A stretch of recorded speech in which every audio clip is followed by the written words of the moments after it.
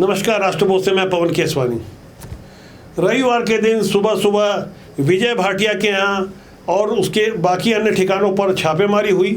1, 2, 3 नहीं, ये 6 छापेमारी छत्तीसगढ़ की ईओडब्ल्यू और एसीबी ने एक साथ की है। दुर्ग भिलाई में बेहद गुप्त तरीके से हुई छापेमारी के अलावा दिल्ली में की गई छापेमारी से आखिरकार विजय भाटिया पकड़ में आ गया है।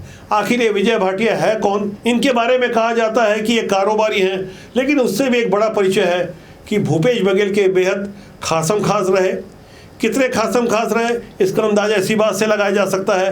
करीब 7 साल पहले 2017 में जब छत्तीसगढ़ की राजनीति में फर्जी सेक्स सीडी का भूचाल आया था, तब दावा किया गया था वो विजय भाटिया ही थे जो भूपेश बघेल के कहने पर गाजियाबाद जाकर विनोद वर्मा के घर से 500 नग सीडी लेके आए थे। छत्तीसगढ़ की एसआईटी ने जब गाजियाबाद में छापेमारी की थी, उसी दिन विजय भाटिया वहां से निकल गए थे। बाद में वो 500 सीडी उनके नेहरू नगर स्थित भिलाई वाले घर से बरामद की गई थी। लेकिन आज जो छापेमारी हुई है वो सेक्स सीडी वाले मामले में नहीं हुई है, बल्कि वो छापेमारी हुई है शराब घोटाले के मामले में हुई है। और छत्तीसगढ़ में जब जब शराब घोटाले का जिक्र होता है तो पुरानी भूपेश बघेल सरकार के कुछ गड़े मुर्दे उखड़ जाते हैं। इस मामले में तब के शराब मंत्री कवासी लखमा जेल में हैं। 15 जनवरी से लेकर आज की तारीख तक वो जेल में है। उन पर आरोप है कि वो आबकारी मंत्री रहते, हर महीने 2 करोड़ रुपए लिया करते थे। शराब घोटाले से जुड़े ऐसे ढेर सारे आरोपों के साथ साथ अब ढेर सारे आरोपी भी सामने आते आ रहे हैं। 12 दिन पहले भिलाई में ईओडब्ल्यू ने ऐसी ही छापेमारी की थी। उन छापेमारी के दौरान एक नाम और आता है भिलाई का, पप्पू बंसल। बताया जाता है कि ये पप्पू बंसल शराब घोटाले के कलेक्शन का काम किया करते थे। ये भी लंबे समय से फरार हैं। विजय भाटिया, पप्पू बंसल और कांग्रेस के मौजूदा कोषाध्यक्ष राम गोपाल अग्रवाल करीब 2-2.5 साल से किसी ने इनसे मुलाकात नहीं की। इनके बारे में अलग अलग तरह के दावे किए जाते हैं। कोई कहता है विदेश में हैं, तो कोई कहता है कि इनकी तबीयत ठीक नहीं है। इन तीनों के बारे में दावा किया जा रहा है कि यदि तीनों पकड़ में आ गए तो शराब घोटाले से संबंधित ढेर सारे खुलासे होंगे। वैसे विजय भाटिया के बारे में कहा जाता है कि ये भूपेश बघेल के साथ परछाई की तरह रहते थे।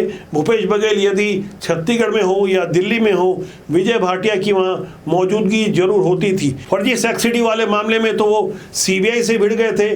2018 का वक्त था, विधानसभा चुनाव के पहले फरवरी में सीबीआई ने इन्हें पूछताछ के लिए बुलाया था, लेकिन इन्होंने सीबीआई के विरुद्ध ही आरोप लगा दिए थे कि भूपेश बघेल को फंसाने के लिए उन पर झूठी गवाही देने का दबाव बनाया जा रहा है। इससे आप अंदाजा लगा सकते हैं कि विजय भाटिया भूपेश बघेल के कितने बड़े वफादार हुआ करते थे। विजय भाटिया के बारे में मैंने कांग्रेस के पुराने प्रभारी महामंत्री अरुण सिसोदिया से बात की।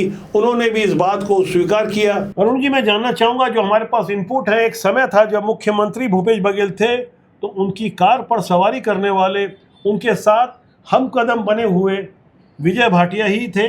विजय भाटिया परछाई की तरह रहते थे, वो किसी सरकारी पद में नहीं थे। क्या भूमिका थी? आप भी तो कांग्रेस के महामंत्री थे, क्या देख पा रहे थे आप? देखिए, मुझे भी कई दफ़ा वो यहाँ पे हो या आपके दिल्ली में हो, छत्तीसगढ़ भवन में हो, कहीं भी है, मैंने उनको साथ में देखा है।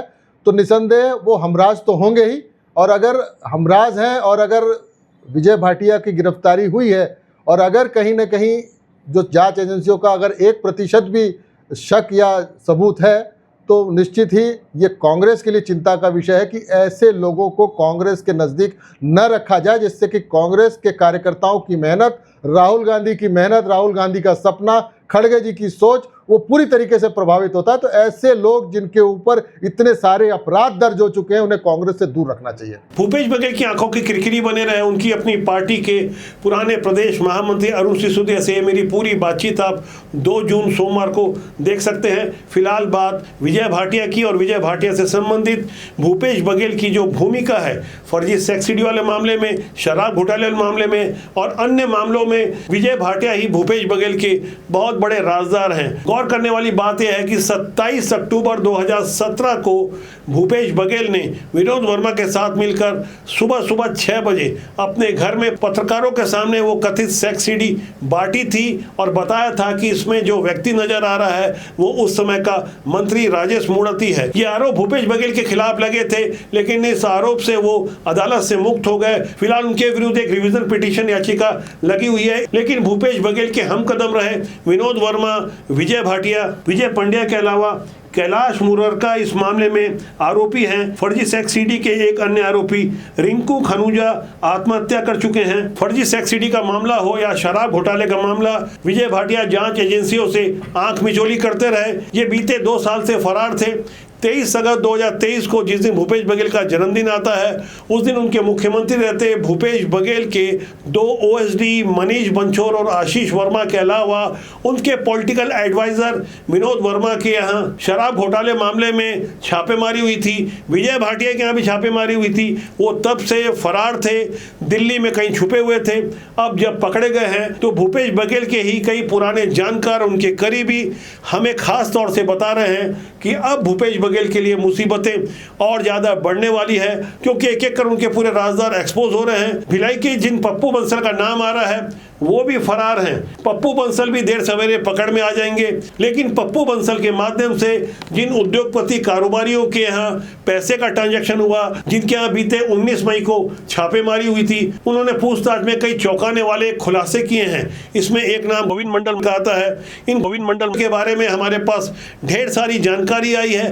कम समय में ढेर सारे पैसे बनाने का जो उन्होंने गुर सीखा, करीब 200 से 300 करोड़ का ट्रांजैक्शन 31,000 की तनख्वाह वाला व्यक्ति अचानक कैसे ला सकता है, किस तरह से इंडस्ट्रियल पार्क में उन्हें केमिकल की फैक्ट्री लगाने की अनुमति मिल जाती है। आखिर उनके इतने बड़े कारोबार के लिए क्या काला पैसा लगा है या मामला कुछ और है, इस बारे में भी हमारी काफ़ी पड़ताल हो चुकी है। कहीं ना कहीं इस पूरे मामले के तार भूपेश बघेल से जुड़ते हैं। बस थोड़ा इंतजार कीजिए, विजय भाटिया पकड़ा जा चुका है, ढेर सारी जानकारियां आने वाली है। लेकिन हम बार बार इसी बात को कहते हैं कि राजनीति बुरी नहीं होती, उसमें काम करने वाले लोग अच्छे या बुरे होते हैं। इसलिए अच्छे लोगों को राजनीति में आना चाहिए, जिससे देश और समाज का भला हो सके। बुरे लोग कहाँ नहीं होते, समाज में हर जगह होते हैं। नकारात्मक विचार अलग से दिखाई में आते हैं, सकारात्मक चीज़ों को देखना चाहिए, आशावादी बनना चाहिए।